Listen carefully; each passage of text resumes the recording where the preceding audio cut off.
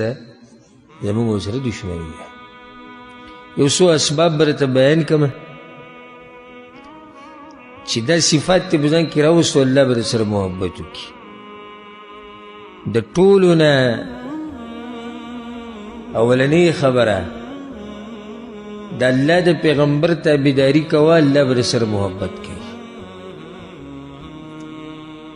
سوچه تابعداري د پیغمبر صلی الله علیه وسلم کوه، او چې کوم ځای کې د پیغمبر خبره راورسي نو بیا پکې مذهب او کتاب او مولا او دا پکې مه کوه، ډایرکټ په هغې باندې عمل کوه. قل ان کنتم تحبون الله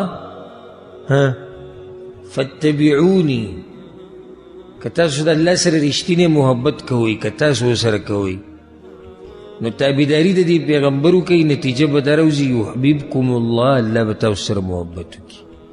که تاسو دا غواړئ چې الله موږ سره محبت وکړي نو بیا به تاسو دا کار کوئ چې د پیغمبر په نقش قدم به ځئ. دویم، د قرآن تلاوت ډیر کول او په قرآن کې سوچ او فکر کول دې انسان سره الله محبت کوي. زه به مختصر ذکر کوم چې وخت ډیر نشته. دریم، نفلی منځونه ډیر کول. حدیث کې درجه حدیث قدسی دی، الله سبحانه وتعالی وی چې کله زما بنده نفلی منځونه ډیر کوي نو زه سره محبت کوم. څلورم، توبه ویسته د ګناهونو نه.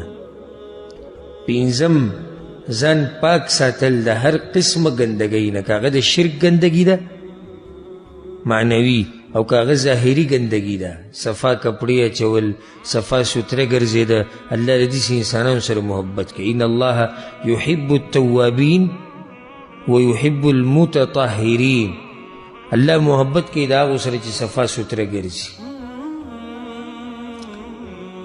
شپږم کار به دا کوي چې ان الله یحب المحسنین، احسان کول، ښه کول او ښایسته عمل کول. وم صفت د مور پلار سره ښه کول، الله به سره محبت کوي. اتم، د الله ذکر ډیر کوه، الله به سره محبت کوي.